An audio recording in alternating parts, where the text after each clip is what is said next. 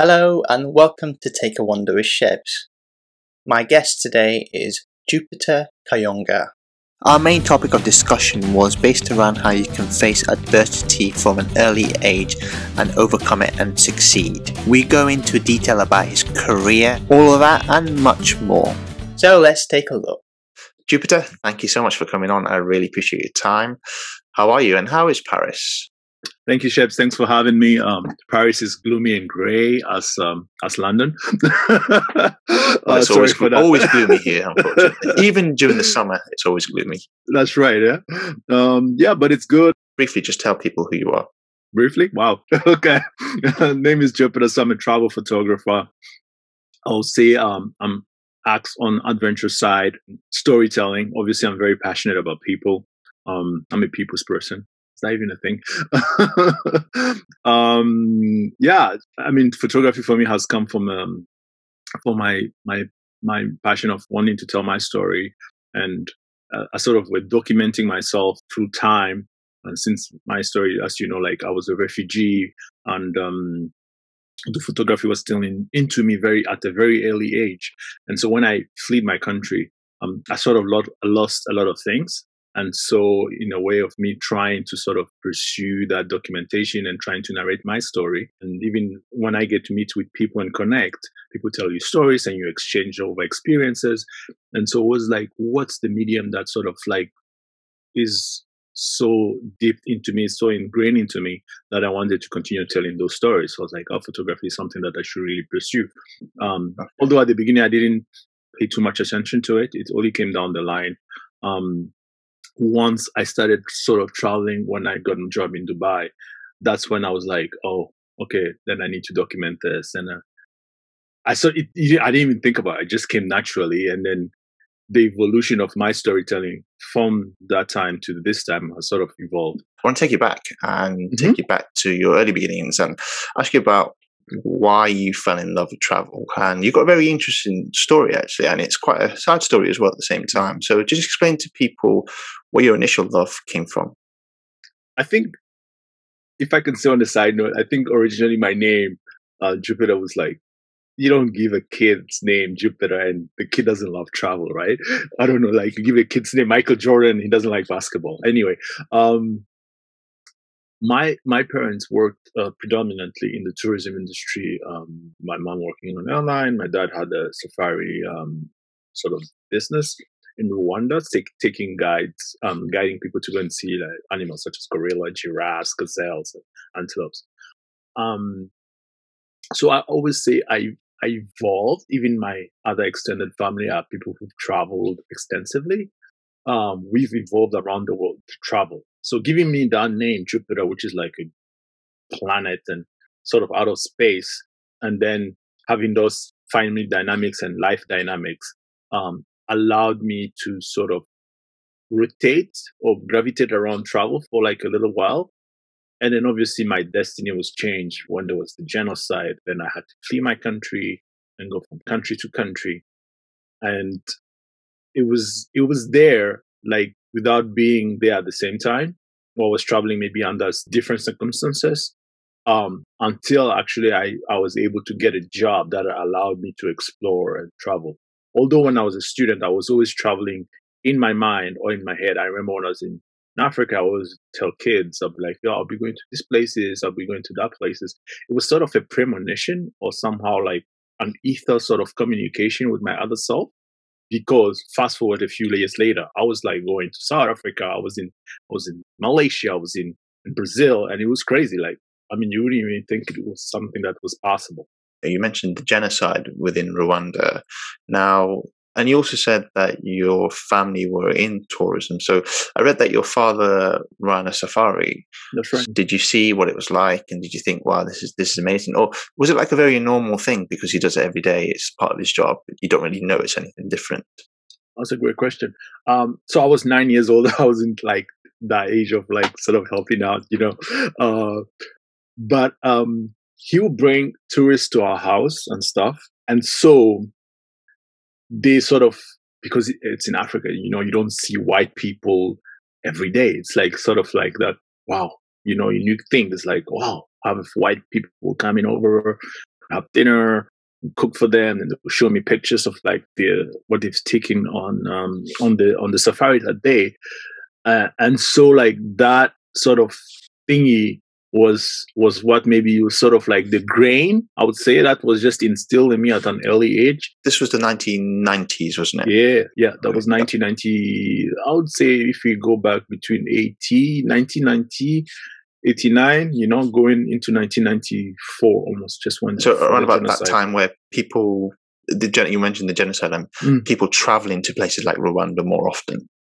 It was very unique. It was not a lot of people. Like people used to travel around at that time were more like, we'll go into tiered safari. It was such a small country as well. It's a landlocked country. So it was, people who like into safari, so a little bit of business. It was not even until like my father sort of took us to Dubai that I started like, okay, that's like our first major travel, and we're going to Ethiopia and stuff like that. The biggest thing that happened in your life early on was that your father unfortunately passed away, and this was a life changer for you. I can't imagine what you went through as a young boy, but in terms of, did you realize, my goodness, this has changed my life now? I've got no one to look up to in terms of a father figure. What impact did it have on your life? Great question, Shebs. I would say I wasn't, I think on the impact, the day that it actually happened, it was so quick. It was so quick, like it was a split second. It was like, like that feeling of something funny has happened, but you don't know what yet. Or you can't even sort of comprehend and stuff like that. And so I remember with my sis, my little brother, we saw him and then we didn't see him again. All we just had were like gunshots and stuff, and he was with friends and stuff in the house.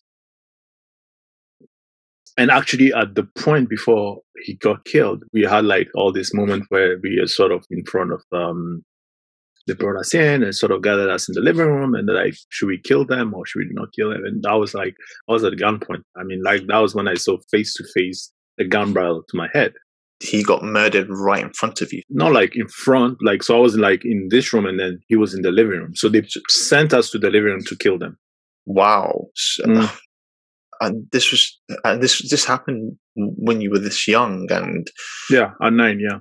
Wow. In terms of, I'm trying to figure out in terms of, did it have any scars, mental scarring? Because to know that your father, I mean, I applaud you for talking about it, because not many people can talk about it, but for you to go through that at that age, the mental scarring, has that left you sort of vulnerable, or has it made you stronger? Not a tricky question. I would say it's a double-edged sword. Because for the first, I would say the first part of my life, or something, for a majority of my life, I would say that it's something that I sort of, I couldn't sort of like, it's not like I'm coming to ask for justice or something like that. It happened so quick that it was such a whirlwind. That was something that was embedded in me, that at that moment, like it happened, I was like, okay, I was trying to protect my little brother and sister, although it's not like I could provide them protection. And so from that moment, I sort of had to pause my childhood and become sort of like a man of the family a little bit.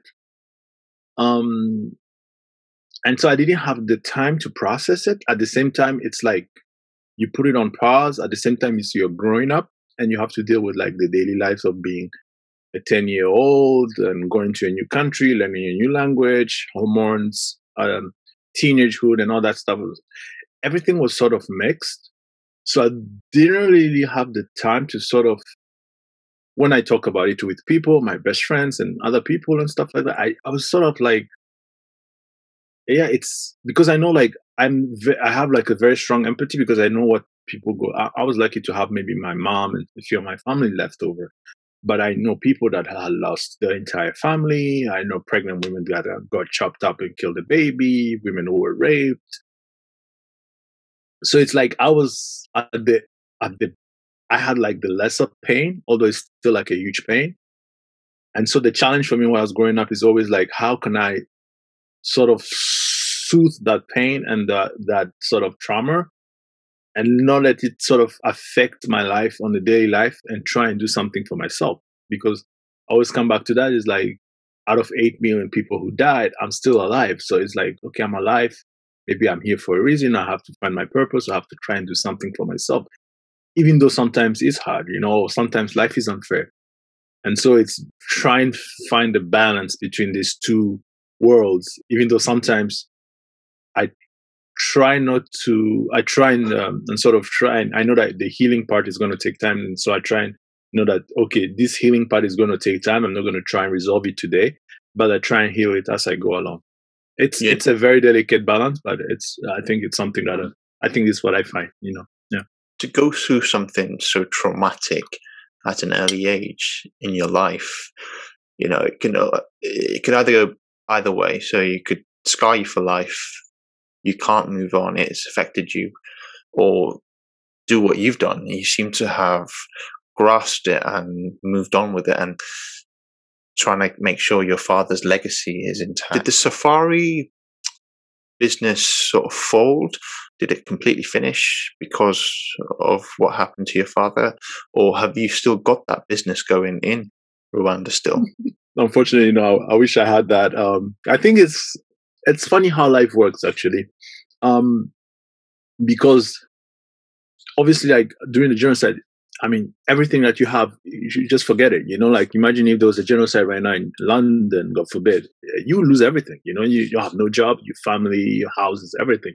And so I didn't actually go back to Rwanda for 22 years. Like the day I left, or the time I left after my father was killed, a few months, give or take. This was after when you fled the country. Mm-hmm. You couldn't go. Did you not want to go back because of what happened to your father, or was it because you just didn't have the chance to go back? A mix of all of those.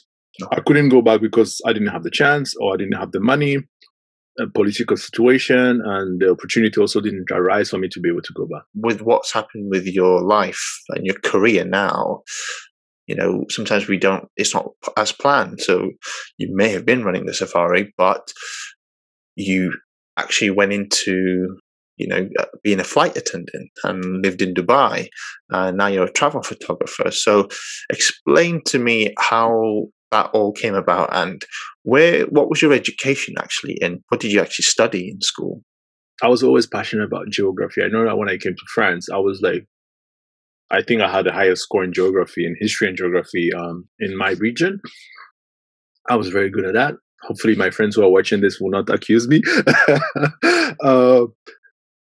And it's sort of like, it was always like rotating, traveling. Like the elements that I feel the most vibrant is if I'm traveling, if I'm talking to people like you, I'm taking photography, or I'm in a dynamic environment where I get to exchange with different people and different cultures. And so to bring it back, when I was in office and working in an office, it wasn't something that I thrived on. I was just miserable, but I had to pay the bills. And I remember I was at the airport. I was like, "Oh, yo, man!" In the south of France, I was like, "I need to move." And the opportunity for me to go to Dubai arrived, and I was like, "What? I can work?" I bounced out, which is funny because my mom used to work in an airline. Now I found myself working in an airline, and I want to live in Dubai, which was my father's dream to go and live in Dubai back in 1993. So, which is like a funny way of the universe trying to sort of plug these things around it. And the funny thing is that I wanted to, before COVID, the opportunity I had to go to India and do a little bit of consulting because I work in the tourism industry, a broad range of like from hotel, restaurants, and airline. So I was like, okay, I got this consulting job to go and work for a small travel company in India, which is like sort of a little twink eye to my father's side business, Safari. And so the guy owner was like, hey, man, yeah, I think you could run some tours as well, bring people and stuff because, I want to bring like photography and stuff like that. So I was like, that would be so cool to be able to run photography tours because that's my passion, photography and meeting locals and talking and going to sceneries and experiencing like amazing events and then bring the whole circle back. The first thing is the your job in Dubai. So you were a flight attendant. Yeah. So you worked for Emirates, I believe. Mm-hmm. So whilst you were working as a flight attendant, how did you actually find it? Did you actually think, I wish I had more time to explore, but I don't, on a flight again, did it become a chore? Or did it was still part of your life, you enjoyed it? I'm always quite curious to find out what people think, what flight attendants go through in that sense. I think for me, it was a bit of everything, because it was a gift for me to come out of like France, and I was always like feeling not in my place in France. You know, it's always like, I'm a world person. When people like mind small minds, small little things, for me, I was just like, oh no, I need to get out of here. And so when I got the job to work for an international airline with 190 something nationalities, almost 200 nationalities, it's huge. It's huge. And being at the heart of the world, because the heart of the world is not Europe or America, the heart of the world is in Asia. In the early 2000s, end of 2008, or almost 2000, the 10s, I'll call them, Dubai was the center of the world. I mean, you don't have 5-6 hours, and you have a radius of 5 hours actually, and you have half of the world's population. Think about it. It's huge, you know, from Chinese, Indians, Pakistanis, Filipinos, Indonesian. It's huge. And to be able to access all that kind of information and access all that kind of people, and the possibility to go from one place to the other, like 1 week you're in Rio, at the end of the week you're in Moscow and it's freezing -30.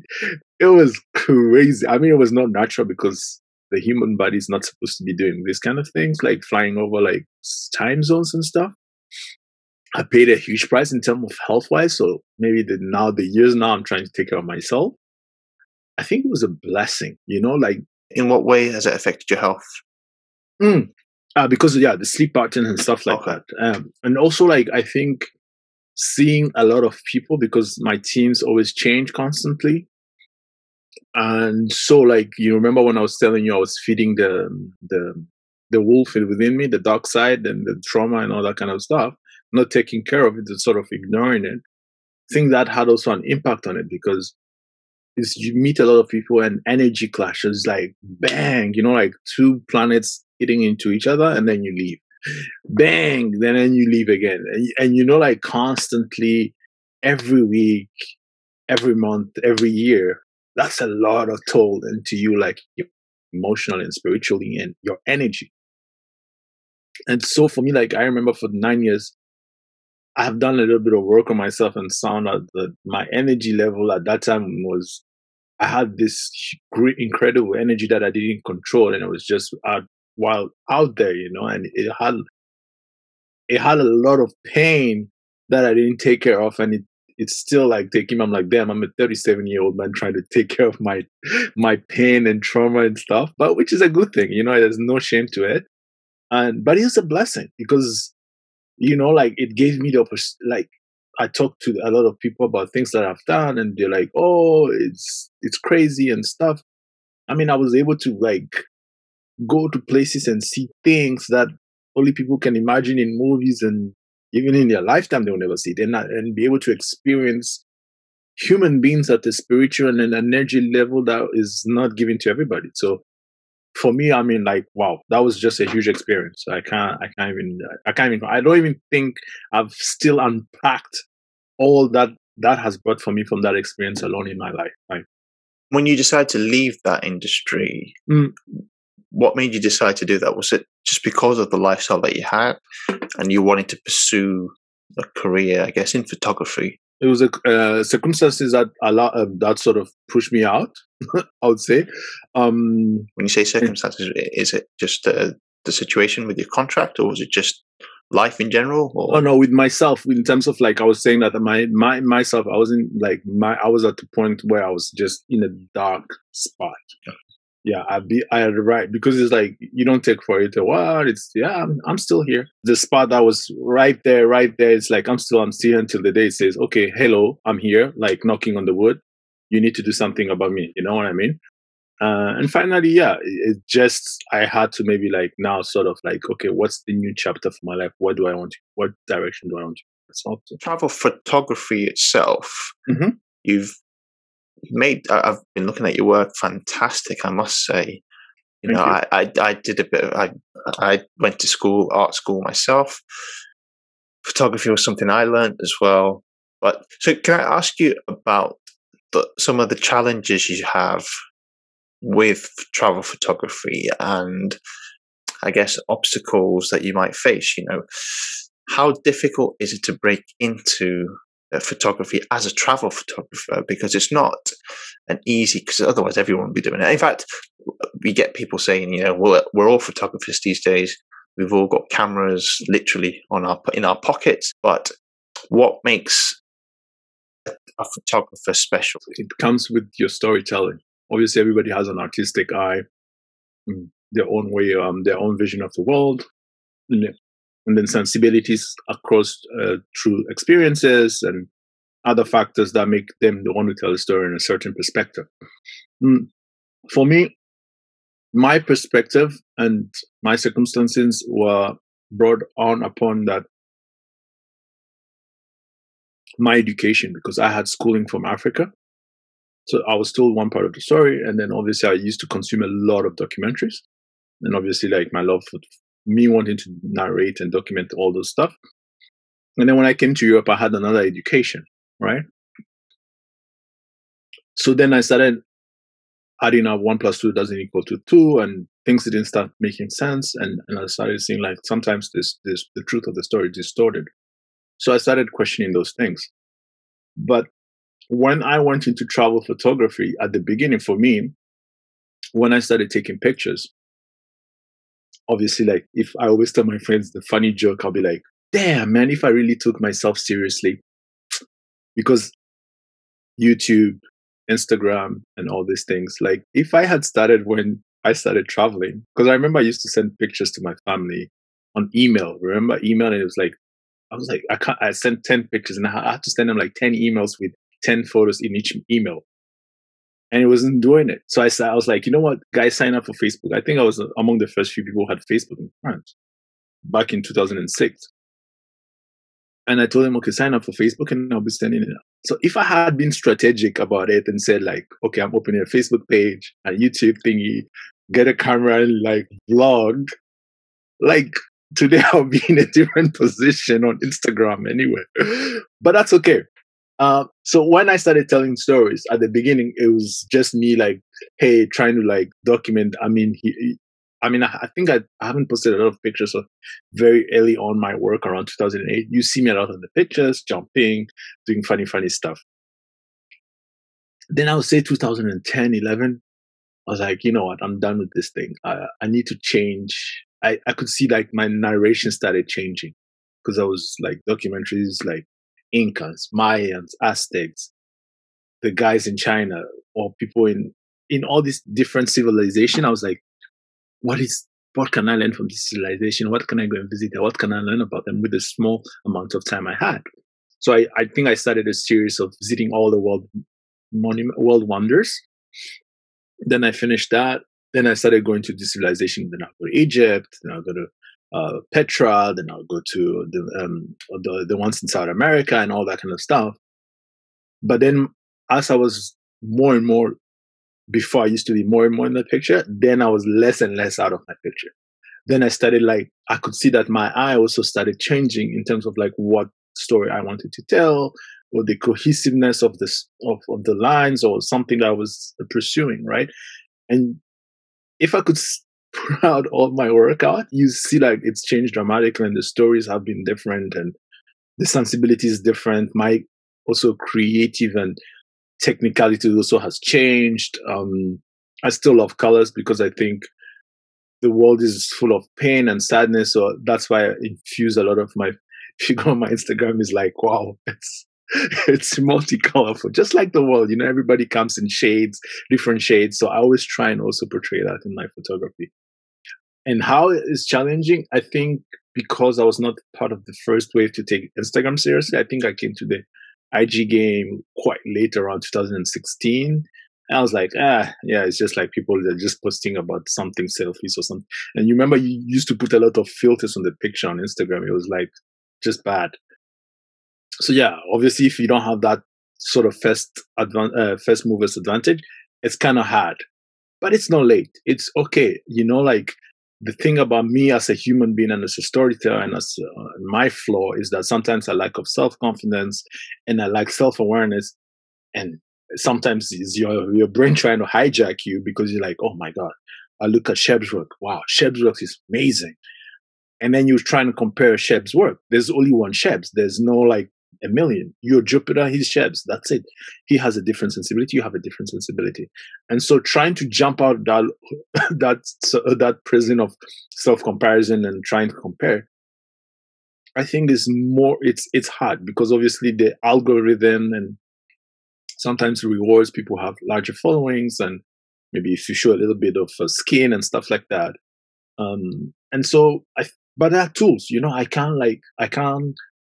I'm sometimes like, I can't believe my work sometimes gets seen. Like now you and me are talking over Zoom, like we connected through somebody I met through Instagram and stuff like that. From what I've gathered from what you've just said, your work is more social media based. Is that where the majority of your income comes?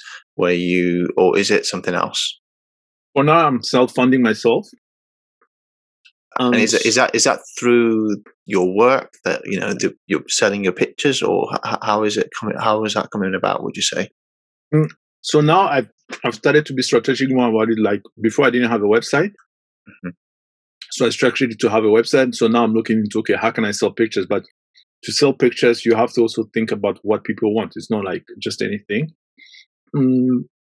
I also look down on like, okay, maybe because also I need to build a community.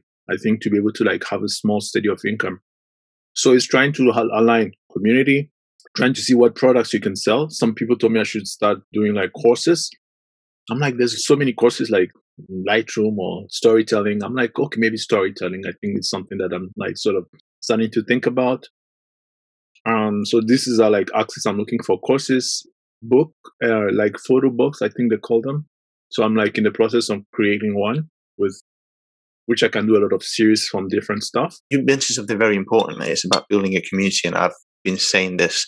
It's about how much you can give back to people, and it's building a community takes a long time. It's not an easy thing to do. That's one of the challenges, I think, with anything creative, anything a photographer, or if you're a videographer, or you're talking about YouTube, and you were talking about vlogging, by the way. I went to art school, as I said. I was actually technically, I didn't call it a vlog, but it's called a vlog now. I was vlogging in 2007, but it wasn't known as vlogging. I remember I did a video of me drinking something and put it on Facebook, but it wouldn't. Just imagine if TikTok was around then or something, it just didn't have the algorithm. Facebook was just for friends at the time. There was no such thing as Facebook you put it out. Yeah, no such thing as Facebook page where you do to public and stuff. So it's changed over time, of course, but I'm not saying I was one of the first guys to do it. I'm sure there was other people doing the same thing, but it literally takes time, as you were saying there. But I think you're on the right path. It's you're on like a trajectory that's going to go up. You're going to find, by the way, where there's going to be dips. Then it'll go back on up. But that's with anything. So I always think of it as like the financial stock market. It'll go up, and then it will drop down, then it'll go up. So eventually what you want to be is with the stock market, it will be dips, but it goes up towards the skyline. That's what usually works. So hopefully you can get to that sort of stage very soon. Where would you like to see yourself with development wise in the next year or so? The next year, taking my storytelling more visual. So like combining visual elements, photography and video. So something I'm actually like. That's very tough, by the way, I have to say, because I tried to do that last year. I did do that actually when I went to Turkey. Very difficult to do both. You might be in a position, by the way, to hire someone to do the videography and stuff, because obviously photography is your is your bread and butter. Well, I don't know. You might find it easy, but it was I just found it so difficult to do both things. the thing is that I never jumped into videography because I was just like, I'm too shy and stuff like that. Although people have told me like I have a presence as well on video, on more like on a video level. The reason I wanted to add it into more is like because you can hear the voice, the narration is different, storytelling. I have a few series that I have in mind as well, and I've fixed one side of my life as well that will allow me to be able to like now focus and explore more my creativity in a better way than before. And I think that's also going to allow me to be able to come online and people can see me. Like photo is static, but like people can see you visually, and then you can sort of give advice and grow your community as well, and give like value, as you were saying earlier. Your story is very unique, migrating towards another country, fleeing, making it a success. Why don't you tell, again, this is up to yourself, but have you thought about maybe telling your story? And then, because I think more people might be able to relate to it. I don't know if you thought about that. Yeah, that's the thing. That's why I wanted to add the video part of it, because in the photo format you can just write words and stuff like that, which is so strong. But I wanted to add the video aspect, and then bring the viewer with me, or the person maybe who cannot see, so then they can hear. If it's audio wise, like a podcast, if they can't hear but they can see, then they can see visually through the videos and stuff like that. You know what I mean? And one of the things I was going to say to you, you have to evolve with time. You can't just do one medium. You're going to have to become. What I'm saying is, it's not easy. That's the thing. Yeah, it's nothing is easy, baby. Difficult. Nothing's. The amount of hours you're going to spend videoing, editing, photography, all of that. So you're probably going to be working for nothing for the first year, 2 years. But then once you've got the foundation, then you're in a position to say, okay, I've done all this. What have you learned as a person traveling? What would you say has been a defining moment in your life? Obviously, you've gone through something very early in your life, but since then, what have you learned whilst you've been on the road? Being pragmatic and being empathic around the community that people who host me. And I've been quite fortunate. Like, I mean, I don't know, even I can't count the times I've been quite fortunate to be welcomed into communities very far away, be it in India, be it in Portugal, be it in France or Brazil, and being taken in, like people like taking in as their son. And so being very open to people, being honest, and being very empathetic, because people or the communities go through a lot of things. And I try, and which is something super hard sometimes, to get clouded by my own judgment, or by my own prejudice, or by my own sort of thinking like European way of mind or something like that, and trying to bring that mind frame into some other communities, and try and listen to people from their point of view. And I think it's something important, because I had a conversation last year with somebody in India when we were down in the lockdown, and I was like, man, you should be using this time to do this, da da da. I was trying to, and I was like, wait, hold on, Jukes. Like, he was explaining me something. But as I was listening to him and I was listening to myself speak, I was like, wait, you're trying to use your frame of mind to impose, you know what I mean? Because of what I know, because of what I can see. But maybe for him, it's okay. In that situation, it's okay. He doesn't, maybe he's in the moment and stuff like that. And so sometimes it's tricky. It's very tricky. But yeah, being empathetic, being responsible in the stories that we tell as well. Especially we are like quite fortunate. I mean, like I can get a ticket to go to Bali, go to here, go to wherever, and go to anywhere with my camera, until they snap the picture and sleep in an Airbnb or sleep in a hotel, wherever be the case. And we have a responsibility and moral responsibility when we tell the stories. I don't know if you heard about the new colonialization of territories, be it we going to somewhere as a remote worker or stuff like that. I mean, these are problems that are going to start arising as well. obviously they need our money, but at the same time, like, at what point we are sort of washing down their culture with our culture, you know what I mean? And it's like, it's a thing that always fighting with me because I was a refugee at the beginning. You know, I have brothers and sisters who are dying in the Mediterranean and other parts of the world. And I have an opportunity to live a good life here in Europe. And how can I live my best life? But at the same time, they are trying also to find a better life, and they're dying. And so when we go to those places with our advantages, then how can we sort of, be responsible in the story? It's all about communities, integrating into the community and seeing, and hopefully it has, from what the sounds of it anyway, it's mellowed you out, it's turned you into an all-round individual. Listen, Jupiter, I'm going to leave it there. I want to thank you so much for coming out. It's flown by. I will bring you back on another time to speak to you about more stuff in more detail, but no, I really appreciate it. Fantastic, brother. Thank you so much for Thank you very much, and I'll speak to you soon. Take care. Stay safe. A fascinating discussion, and if you'd like to follow Jupiter on his journey, you can visit his website and follow him on all of his social media platforms. The details are on your screen now. That's it for Take a Wander with Shebs. Hope to see you all very soon. Until next time, bye for now.